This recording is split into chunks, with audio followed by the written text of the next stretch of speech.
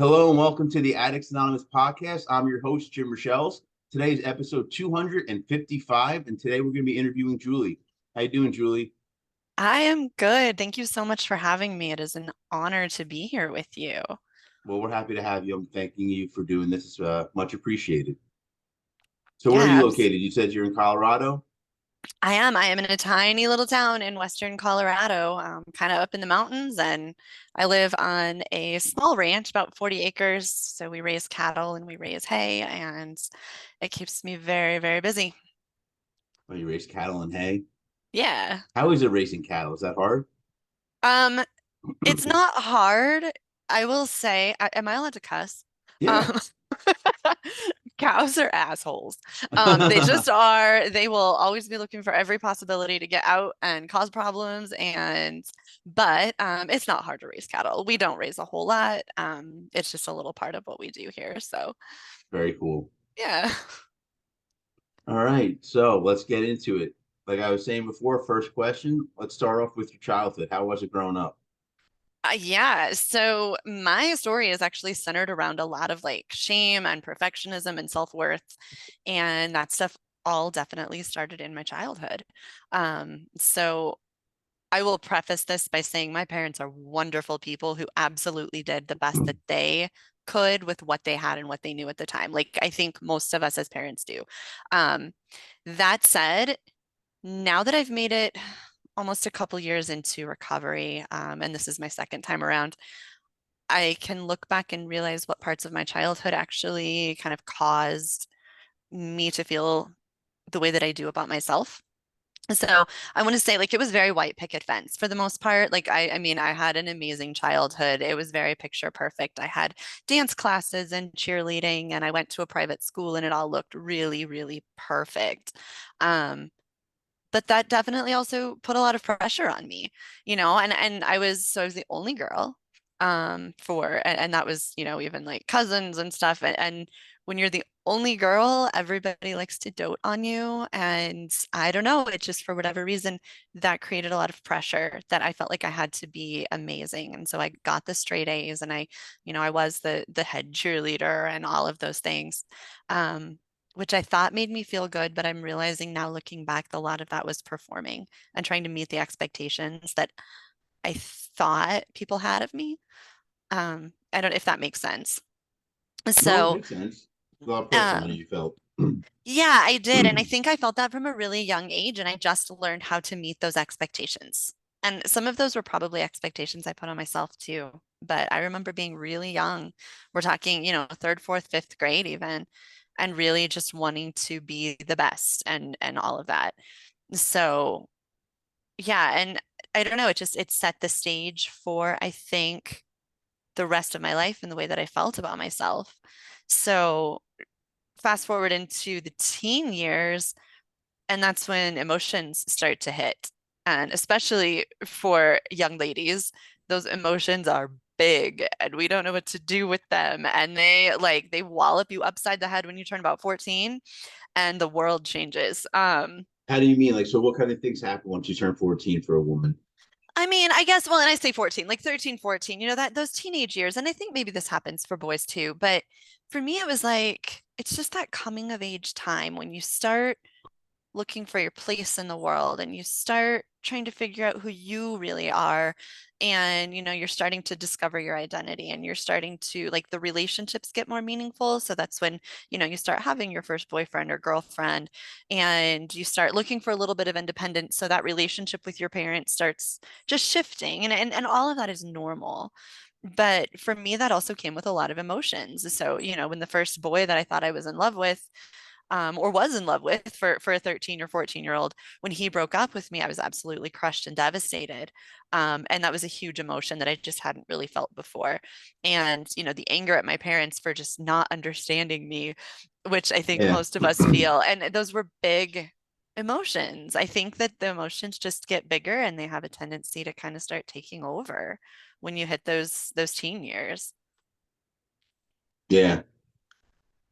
So my parents, God bless them, did not know what to do with those emotions. So And I think this is also really common, but I got a lot of, you're overreacting. You're making a big deal out of nothing. Just smile and be happy and just be pleasant and all of those things that I think are expected of people. And I'm sure that's what they were taught too. Just put it away, push that aside, just be happy, just focus on the positive, stop making such a big deal out of everything. And so that's when I got the message to just keep all of my emotions inside. And that's what I carried with me up until 20 months ago when I quit drinking. Um, No, no, go. I'm listening. okay. Um, so I ended up kind of going off the rails as a teenager, and I very much rebelled, went against all of that perfection, right? It What was kind of like things? What kind of things were you doing to rebel? you know, uh, um, in the grand scheme of things and based on stories that I've heard in the recovery community, I don't think I was actually all that terrible, but I think, really depressed. I did kind of find that the bad kid group to hang out with. I smoked some pot. I drank a little bit, but nothing huge. I wasn't really into, substance use in my teens for the most part. I just didn't really have access to it. I don't think I knew the right people to go to do that. But I shaved my head and I started listening to punk rock and started, sneaking out of the house and doing all the things I wasn't supposed to do and just ignoring all of my parents' rules and expectations because I guess I was just rebelling. I was tired of trying to be perfect. So I went completely the opposite direction and became this huge disappointment. um, How old were you the first time you ever tried drugs or alcohol? I think I was 14 the first time I smoked pot. Okay. Um, it did not, pot never became a regular thing for me. And I think I was 15 the first time I drank. And that again was just very experimental. Like I was spending the night at a friend's house and we went and sampled some stuff out of her mom's liquor cabinet. Um, I don't remember getting really drunk until more like 17, 18 years old. And it really didn't become a regular part of my life until I was maybe 23. So I'm kind of a late bloomer as far as addicts go, I guess. Um, but I was very depressed as a teenager, really didn't know how to handle it, really kept all of that inside. And so at some point I started talking about suicidal ideation, and that, rightly so, scared my parents a lot. So instead of them trying to handle it on their own, they put me in the psych ward at the local hospital. And from there, I was transferred to like a 30-day adolescent treatment unit. Um, and then from there, they put me in foster care for several months because they What's the didn't. psych ward like? What's the psych ward like? I don't know. It was just like, it wasn't bad. I mean, you get up and you go to, your different therapies, like the occupational therapy and the emotional therapy. And there were a bunch of other teenagers in there just like me. So it was almost fun, which is weird. Um, and you played a lot of games. Like it for a teenager, I don't know, it wasn't awful. The worst part was when my parents came to visit and I felt like a disappointment from what I Yeah. remember. I mean, it was obviously a very long time ago.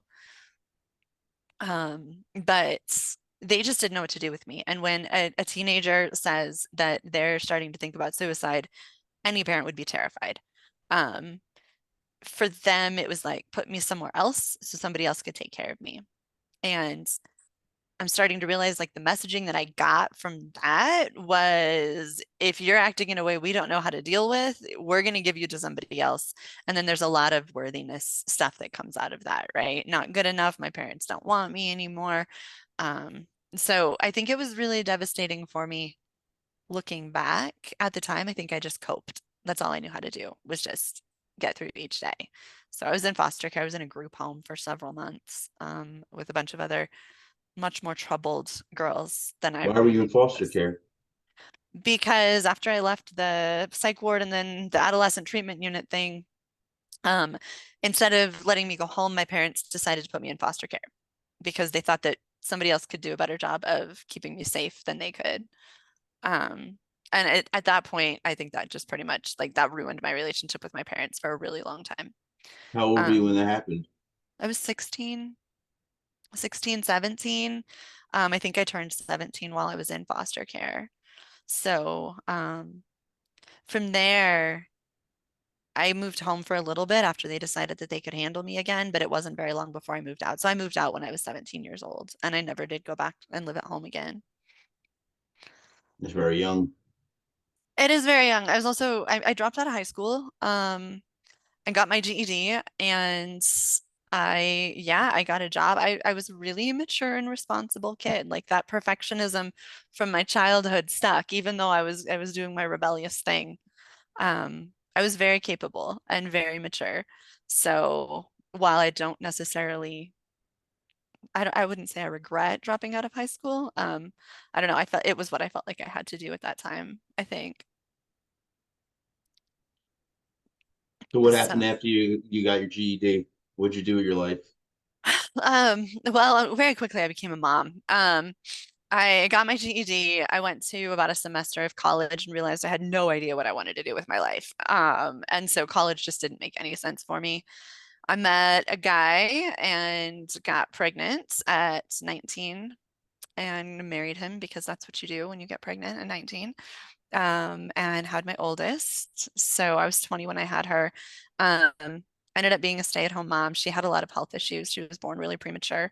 So I couldn't really work. I couldn't really put her in daycare. So I became a stay-at-home mom at the age of 20.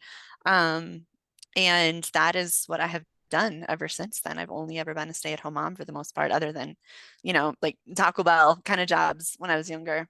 Man, So that's what I did with my life. And yeah, my first marriage lasted 3 years. It was not good. It wasn't good to begin with. It didn't get any better. And so I left, and without giving myself enough time or much time at all, ended up meeting the man that I'm married to now. Um, and very quickly moved in with him, ended up having another kiddo. So she is 4.5 years younger than her older sister. They're 15 and 20 now. The oldest one has moved out. So it's all a really long time ago.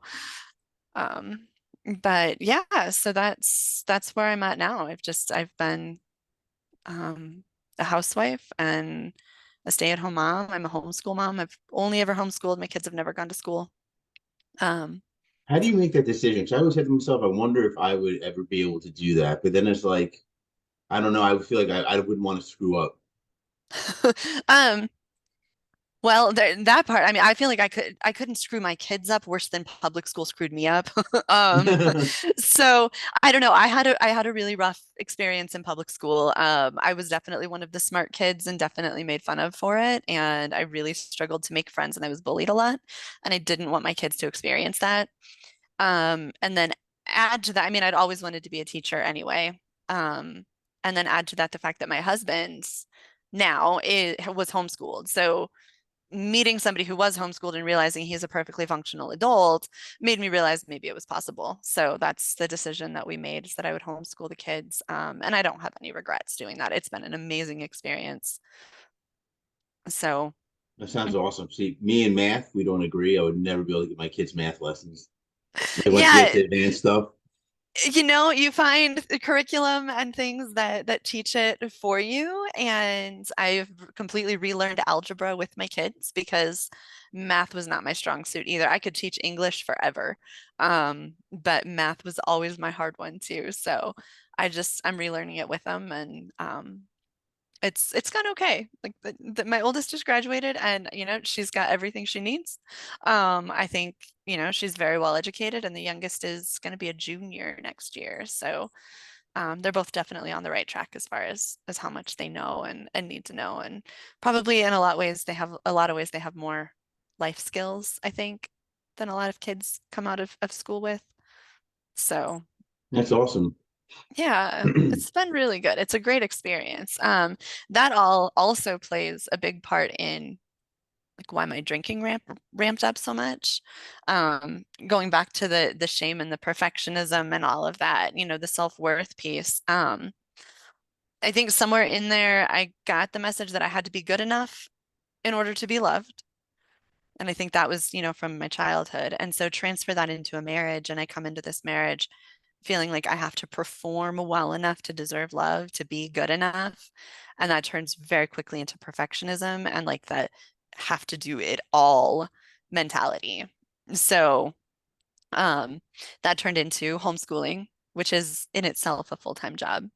And then, trying to be a super mom and be the perfect mom, all the great things with her kids and never gets upset with her kids.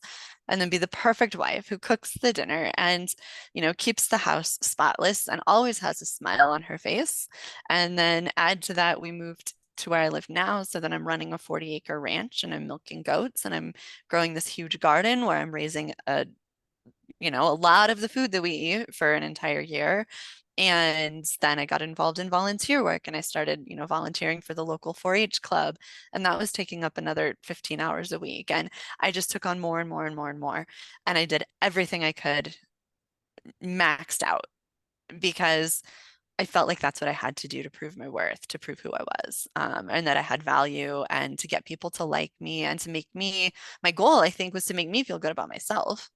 Um, all that did though was crush me. So it was this cycle of perfectionism and running it myself into the ground and then drinking because it was my only way to relax and then feeling bad about myself because my drinking was getting heavier and heavier and heavier and then my self-worth would go down so I would try to be more perfect again and it was just this continuous cycle that just got worse and worse and worse. So So it when did yeah the it addiction part first kick in? I would say that started right around the age of 29 or 30. And that so we moved here where I live now to this small town on this ranch around that age. And I think that's when the stress just increased exponentially. Um, and my husband also works out of town. So I was alone with all of this for the most part, with two little girls and all this responsibility.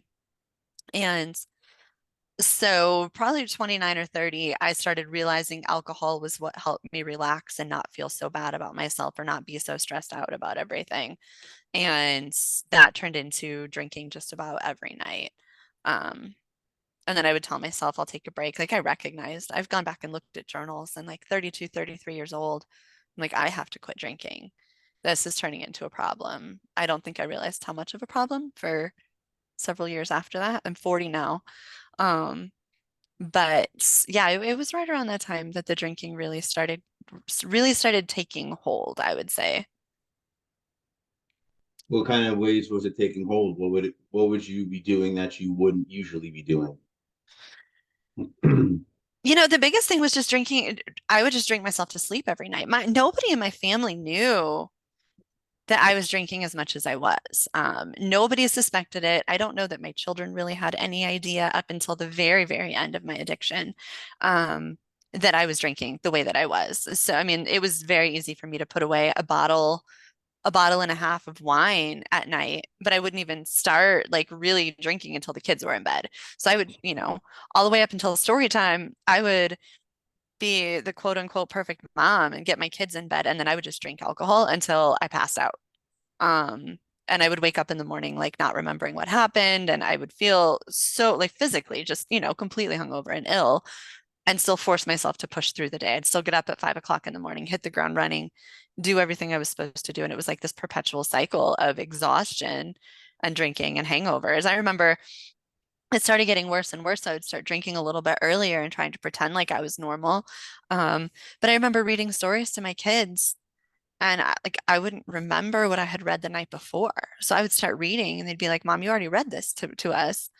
And I wouldn't have any recollection of having even read them a story the night before. So I started realizing that little bits of their lives were disappearing um, in the evenings and then in the mornings when I was too hungover to function. I remember waking up one time, having to take them to the dentist. We had to be there pretty early in the morning and driving them to the dentist. I was definitely not sober enough to be driving. But I threw him in the car. I felt like I didn't have a choice. And then I'm sitting there at the dentist office, like, chewing gum and brushed my teeth and hope they couldn't smell the alcohol on my breath from the night before. Um, and so all of these little things, I mean, they just started adding up. In general, my life still looked perfect. I was that functioning alcoholic, right? And that's that lie we tell ourselves. You can keep doing this. You're fine. You don't really have a problem because look, you still have the kids in the house and the car and the everything. And so I think I just told myself that lie for a really long time. Yeah, I think a lot of us addicts live in denial and lie to ourselves. I think we all say to ourselves, I might have an issue, but I'm not like the other addicts. I'm different. Absolutely. Like we all feel like Absolutely. we're different. We look at other addicts like, no, I'm not like them. I might have a problem, but not like them. That's what I used to feel.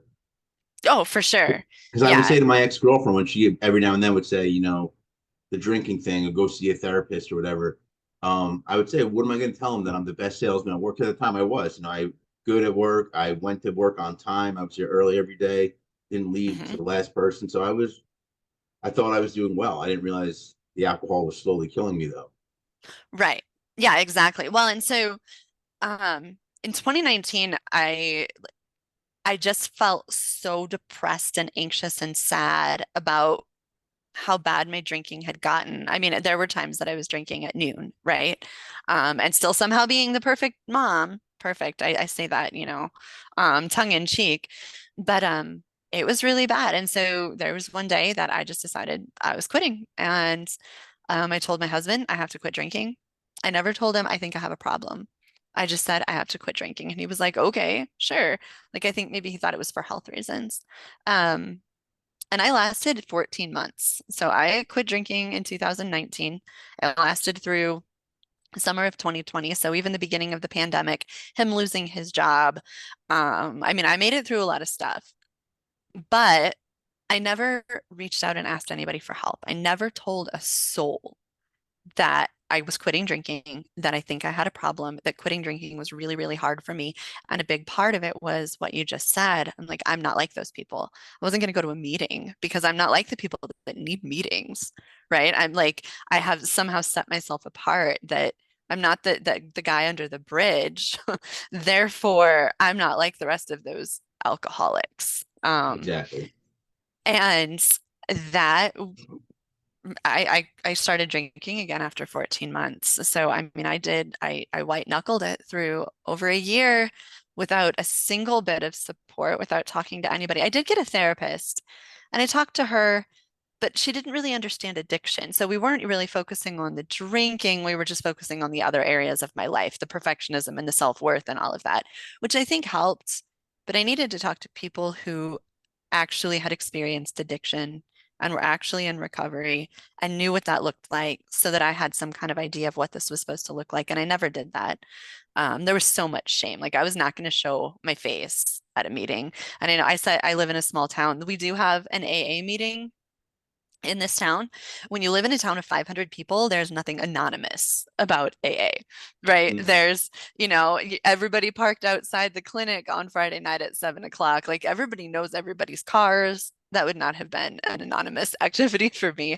And I had way too much shame to ever think about getting help where anybody could find out about me and my big secret. So I made it 14 months and I just couldn't anymore. Life just got heavy again and I didn't have anywhere to turn. I didn't have any support. So I drank again after 14 months.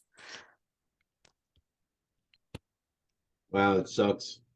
It's it sucks that the second for a person with addiction issues that life goes not the way they want, the first thing they think of is drugs or alcohol. They don't think of what can I do to make the situation better. They think about going right to that as their first way of coping with it. Absolutely. Well, and that's the wires that are connected in my brain, right? If life Yep. gets hard, if I get uncomfortable, if I'm feeling something that I don't like feeling, then that's the first thing that my brain goes to is, oh, well, you can turn this off. You just have to drink. And when I did relapse, it wasn't even a big thing. Like I had made it through a lot of really tough things in that first 14 months that I quit. I lost my grandmother, and we lost my husband's father, and my husband lost his job due to COVID. And like I made it through some tough stuff. I made it through a vacation to Iceland, and like all these things that were hard to get through sober, I did. And then, come around 14 months, like I just had a bad day. I don't even remember what happened. It wasn't anything big. But I was like, a beer sounds good. And there was nobody there to stop me, and there was nobody there to say that was a bad idea. And I didn't understand that that one beer was going to completely re-trigger everything um, that had been, all of that addiction that had been building up for so long. I had no idea what relapse meant or what it looked like. So it didn't seem like a big deal to me to just have a beer because it'd been so long. Like I'm fixed, right? I'm sure I can moderate after being sober for a year and proving that I can do it. All those lies that I think most of us tell ourselves at some point. So that's what I did.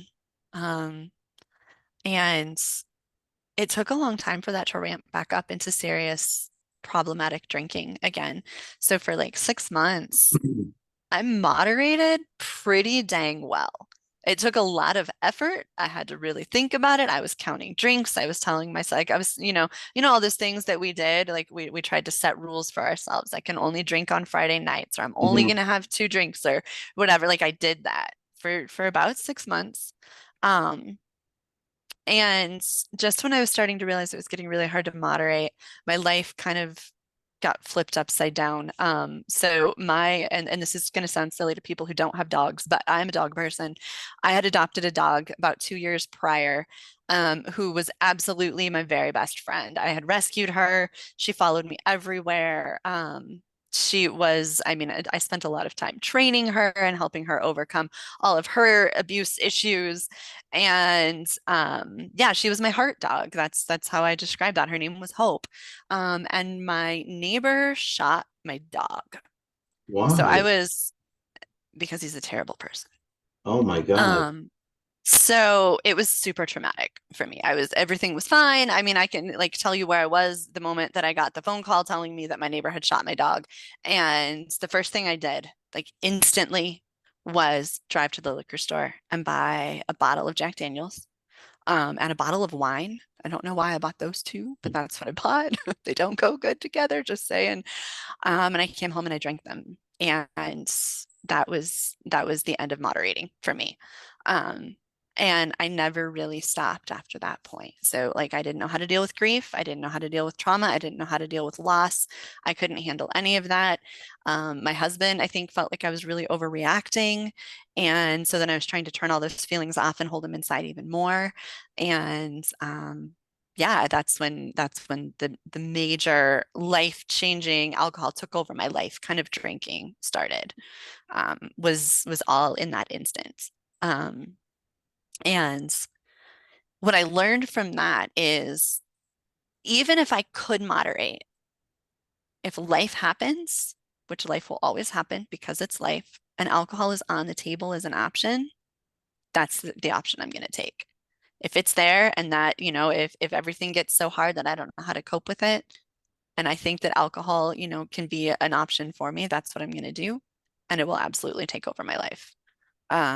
So that's the lesson that I learned from that relapse. And it was a really hard lesson to learn. I drank whiskey from the bottle all day, every day for like 6 months.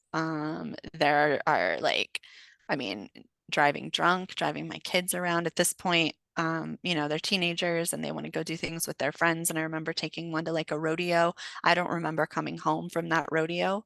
Um, it was bad. It just completely, there was no more functioning alcoholic. I was just an alcoholic. And I was barely dragging myself through days and still hiding it. Still nobody knew that I was drinking all the time, but it was constant, absolutely constant.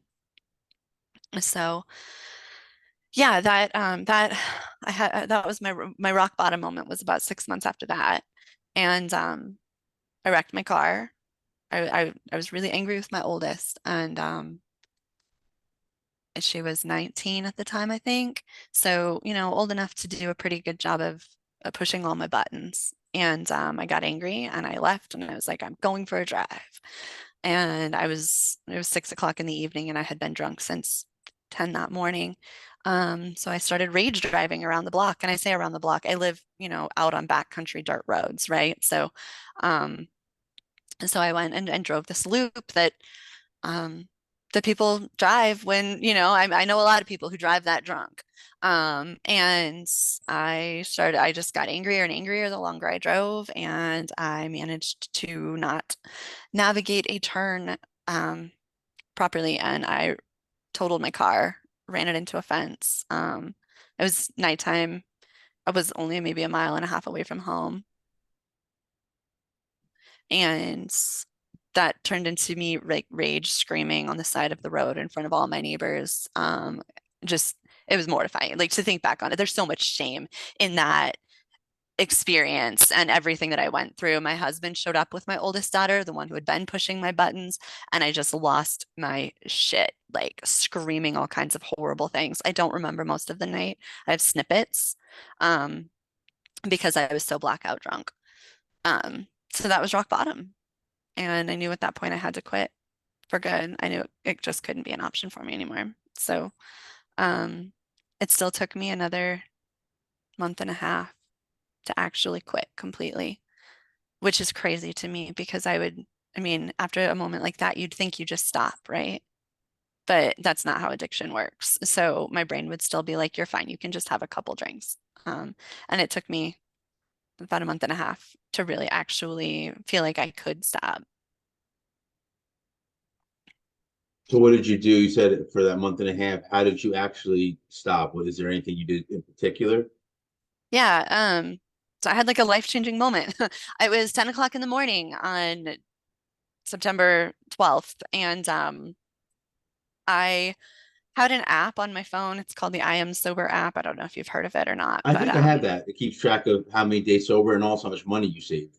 yes, yeah, exactly. So I had that app on my phone, and I mean, because I was constantly trying to count the days, and it turns out there's a little community button on that app, and I tapped the community button and started scrolling through, and it's people telling their stories just of their day. It's like a place to almost keep a journal of your sobriety or talk about what you're going through. And at that moment, I found an advertisement for a Zoom meeting. Um, for people in recovery. And I was so desperate that I just decided to try it. I'd never even used Zoom in my life at that point. Um, and I joined it. Um, and what I saw was a whole bunch of people that weren't like, the guy under the bridge. I saw a whole bunch of people that looked just like me, that were normal and that were just living lives. And they were all smiling and they were happy. And all I wanted was to feel as happy as they felt. So I stayed for the meeting, and this incredible man from Ireland saw me, and he said everything that I needed him to say. He was the one who said, you can do this, you can quit. And he understood everything that I was feeling and all of that fear and all of that shame.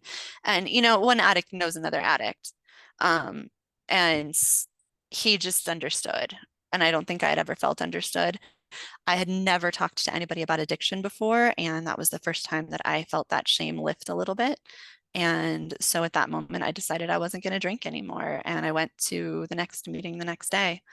Um, and so those Zoom meetings absolutely saved my life. I'm not going to say it was easy. It's never easy. It took everything I had to claw myself out of that relapse.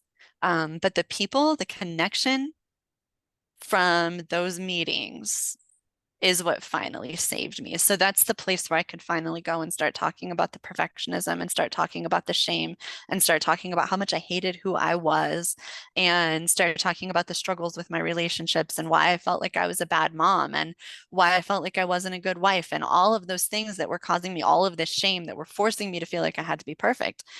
And once I started talking about them, the shame started lifting. And I was met with people who understood, with people who had felt the same way. I could talk about the things that I had done that I was so ashamed of. And there was somebody on the other side of that screen who would be like, yeah, me too.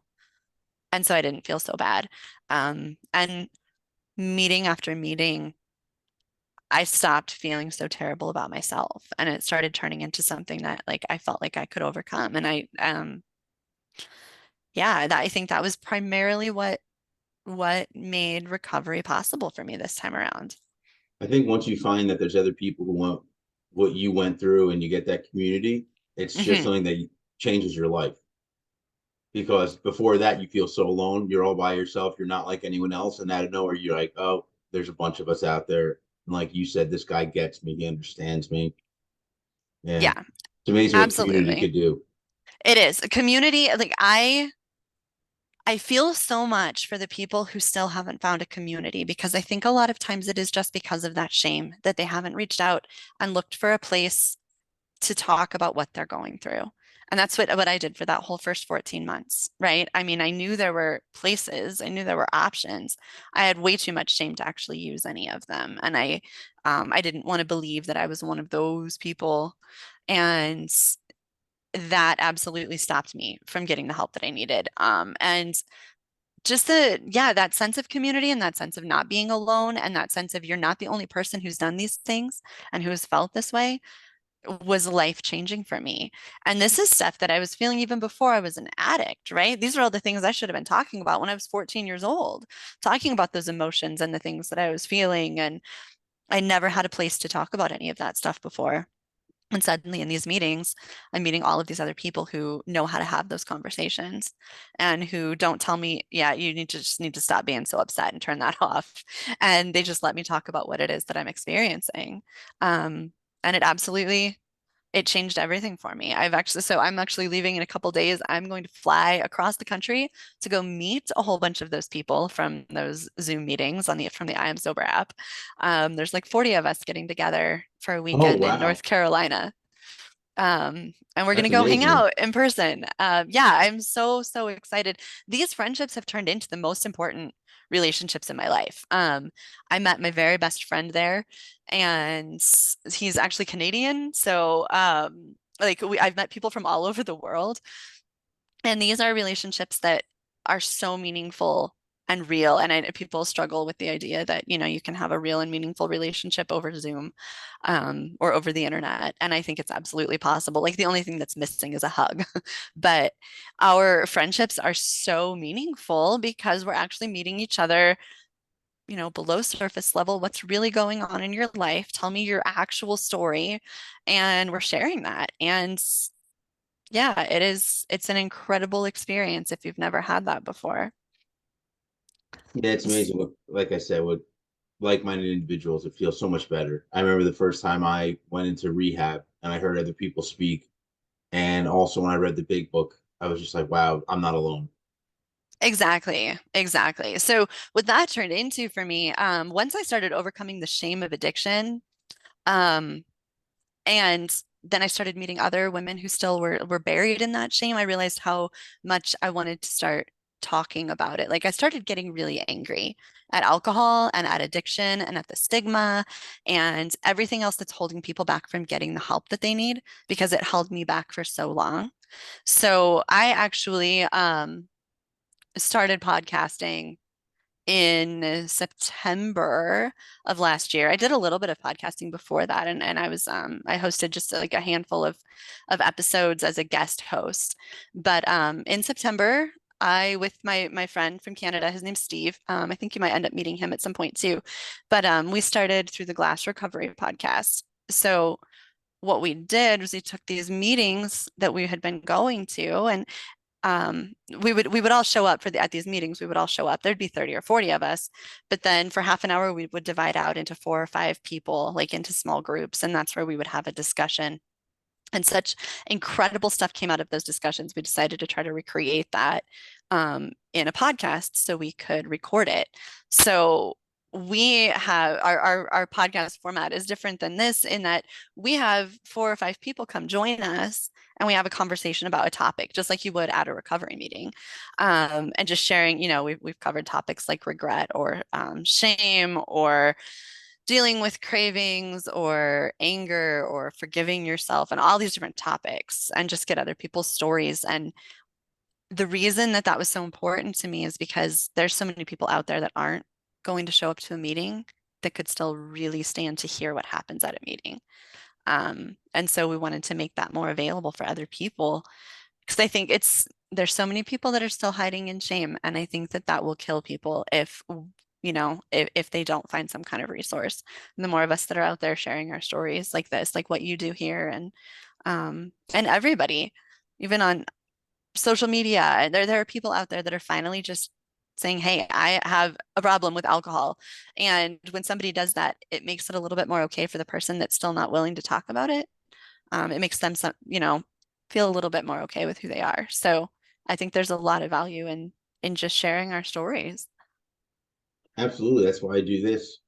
Hmm. It feels good to tell your story, and it helps people when they listen to it. So it's a win-win, Absolutely. Yeah, and it does it releases that shame. Um, for me, the whole everything behind this was all shame.